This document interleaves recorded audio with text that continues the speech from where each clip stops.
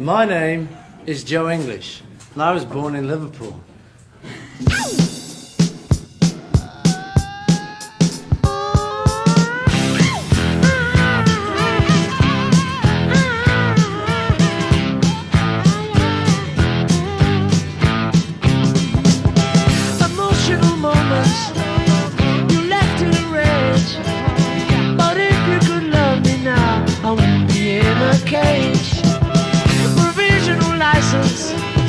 ¿Qué tan grande debe de ser un logro para ser considerado inigualable?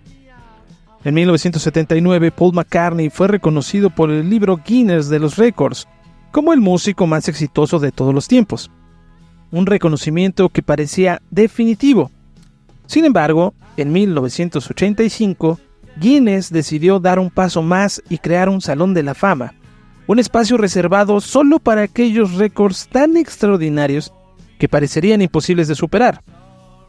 Entre los seleccionados estaba Paul McCartney, quien ya había sido galardonado con un disco de rodio, un material incluso más raro que el platino, esto por sus ventas masivas. Pero ¿cómo se llega a tener tantos éxitos como para merecer un disco de rodio? Paul compartió en la ceremonia algunos momentos clave. Recordó cómo a los 14 años escribió su primera canción, I Lost My Little Girl. 3 acordes simples, una letra inocente, pero fue el comienzo de un legado que incluiría 67 discos de oro y 43 sencillos que vendieron más de 1 millón de copias cada uno. Y eso no fue todo. Cuando Paul compuso Yesterday, no podía creer que fuera suya. Me desperté con la melodía en la cabeza, contó, y pensé que debía ser de alguien más. Durante semanas preguntó a amigos y músicos si reconocían la melodía hasta que finalmente aceptó que era su creación. Y hoy esa canción ha sido grabada más de 1000 veces por artistas de todo el mundo. Yesterday, all my troubles seem so far away. ¿Quieres saber más sobre cómo surgieron esos éxitos? Quédate hasta el final del video. Y si te gusta el contenido, suscríbete, activa la campanita, comenta y comparte este video.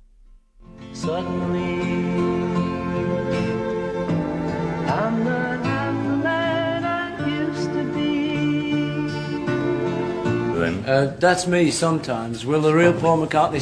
There he is. That's me. Paul no estuvo solo en esta ceremonia especial. A su lado estaban otras 5 personas con hazañas únicas. Billie Jean King, que acumuló títulos en Wimbledon como nadie más.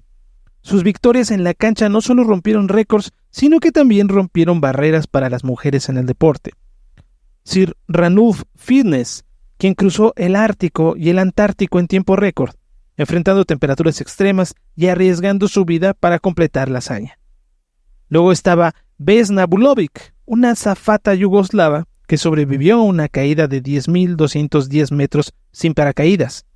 El avión explotó a 33.500 pies y todos los pasajeros murieron, excepto ella. Vesna pasó meses recuperándose, pero su historia sigue siendo una de las más impactantes de la aviación. El coronel Joe Kittinger, otro invitado, saltó desde más de 31 kilómetros de altura, rompiendo la barrera del sonido solo con su cuerpo.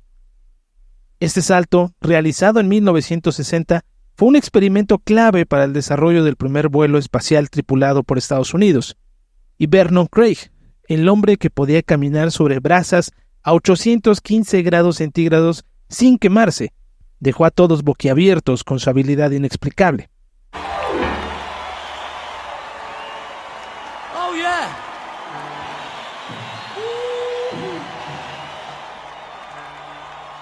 You probably noticed these fellas up at the back here have been helping us on horns all evening.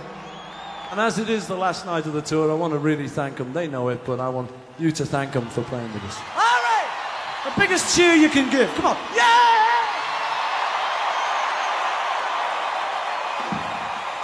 They're going to help us play a song which was a single of ours a few records back called Letting Go, Man.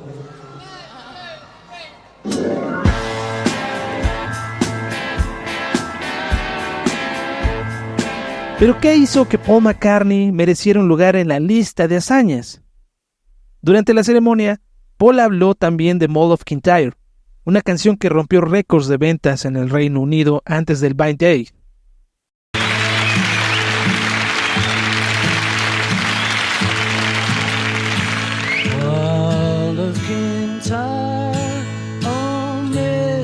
Quería escribir una canción escocesa moderna, decía, y me pregunté si podía hacerlo. El resultado fue un éxito que resonó en todas partes.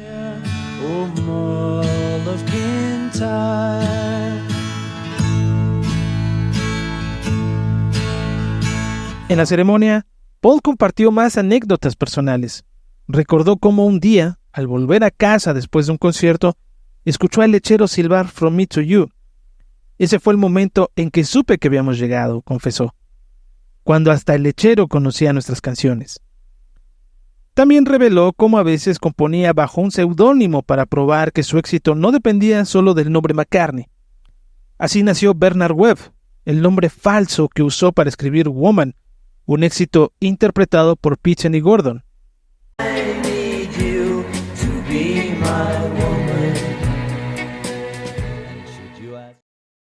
Pensé que había engañado a todos, dijo, hasta que en un concierto en Shea Stadium vi un cartel enorme que decía «Larga vida a Bernard Webb». Pero más allá de los récords, los discos de oro y los títulos, Paul McCartney sigue siendo un contador de historias. Cada canción es una cápsula del tiempo, un fragmento de su vida y de la vida de millones que se identifican con sus letras. Y aunque el Salón de la Fama del Guinness fue una forma de inmortalizar sus logros, su verdadera herencia está en cada canción que sigue inspirando a millones. Y ahora te lanzo una pregunta. Para ti, ¿Paul McCartney es el más grande músico de todos los tiempos? ¿Qué premio crees que debería recibir? Quédate hasta el final del video, deja tu opinión en los comentarios y sigamos la conversación. Si te gustó este contenido, no olvides suscribirte, activar la campanita y compartirlo con otros fans de McCartney. Y ahora sí, a continuación te presentamos el video de la ceremonia de premiación con subtítulos, un documento que realmente vale la pena ver. No te lo pierdas. Step back in the limelight and let the other members of the band bounce out. And then he also knew how to take the show. He handled the audience very well. It was a very lovely party, and a splendid time was guaranteed for all. The man whose unparalleled contribution to popular music includes songs, the most popular song of all, like Yesterday, 43 million sellers, 67 gold discs, and so many more. Will you welcome Mr. Paul McCartney?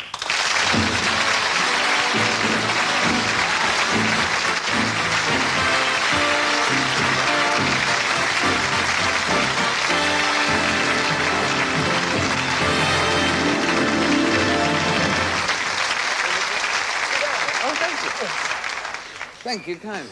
Can you remember what the first song you ever wrote was, composed? No. Oh, yes. Yes, I can.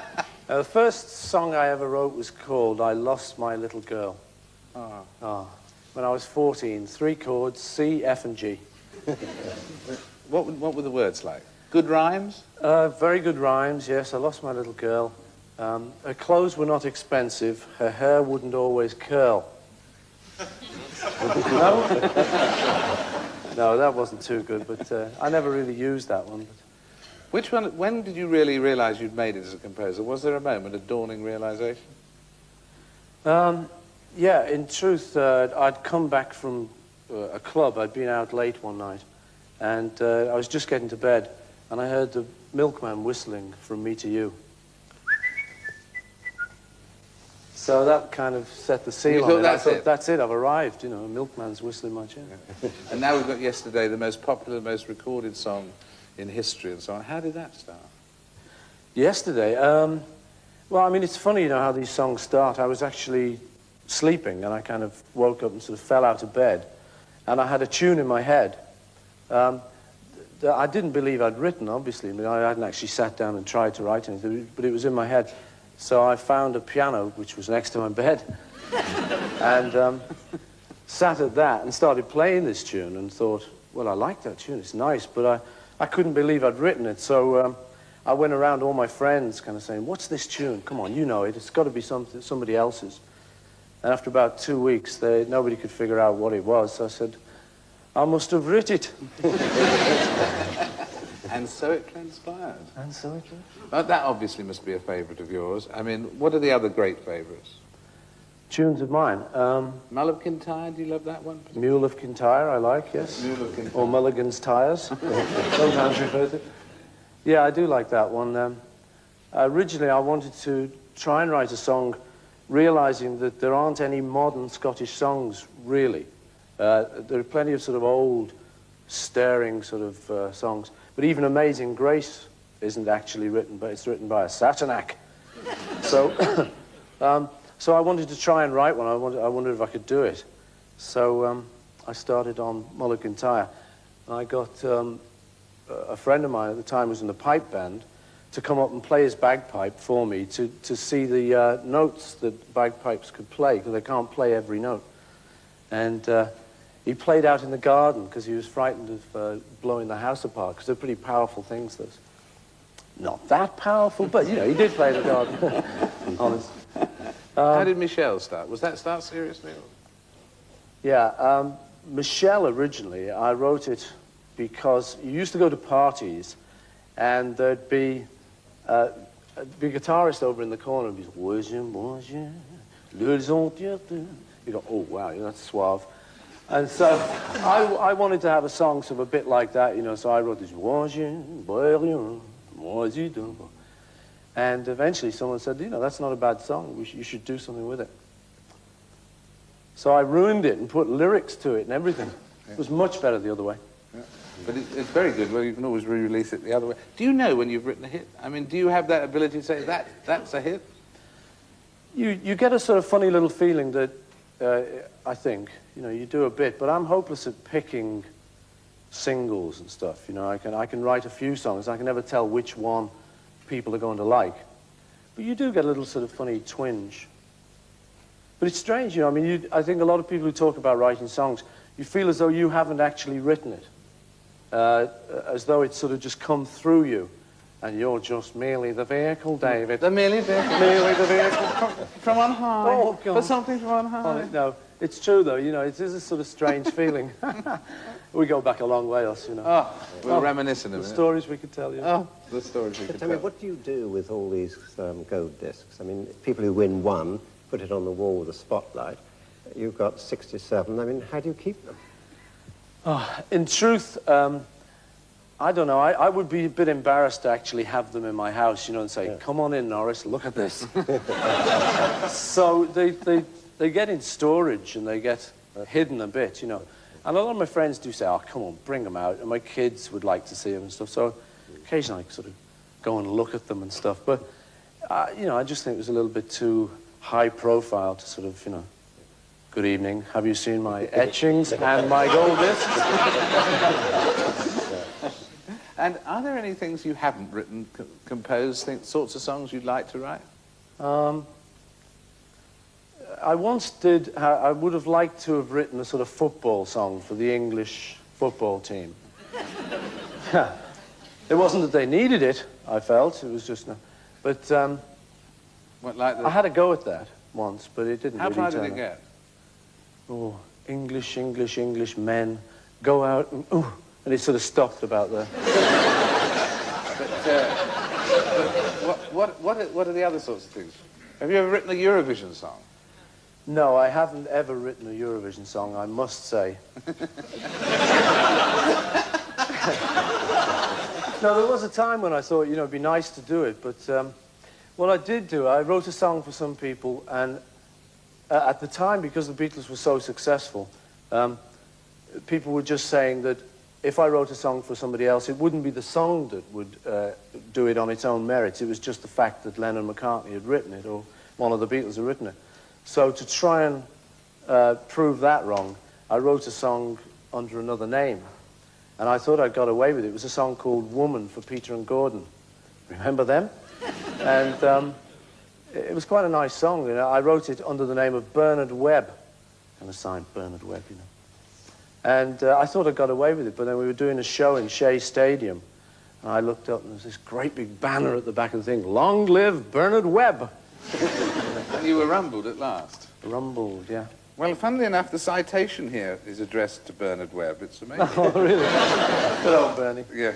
To Paul McCartney and Bernard Webb, it says, whose unparalleled contribution to popular music, both as composer and artist, includes 43 million sellers, 67 gold discs, and yesterday the most recorded song ever. So may I call upon Norris to present you with this medal, which is a symbol of your entry into the Guinness Book of Records Hall of Fame, Paul McCartney.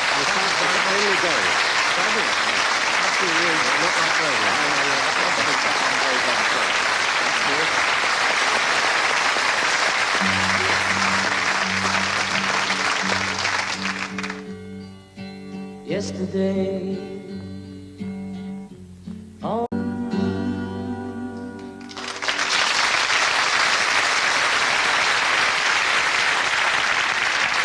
The strains of yesterday bring our tribute to the heroes and heroines of today to a close. Tonight we met Colonel Joseph Kittinger, the first man in space who broke the sound barrier without an aircraft or space vehicle. We met Billie Jean King, who among her many other achievements holds more Wimbledon titles than any other player. We met Sir Ranulph Fiennes, whose life has been dedicated to danger, adventure and exploration.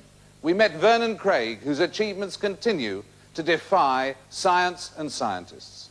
We met Vesna Vulovic, with humanity's most outstanding story of survival. And we met Paul McCartney, whose songs have already touched the hearts of 2 generations. Ladies and gentlemen, we salute you all.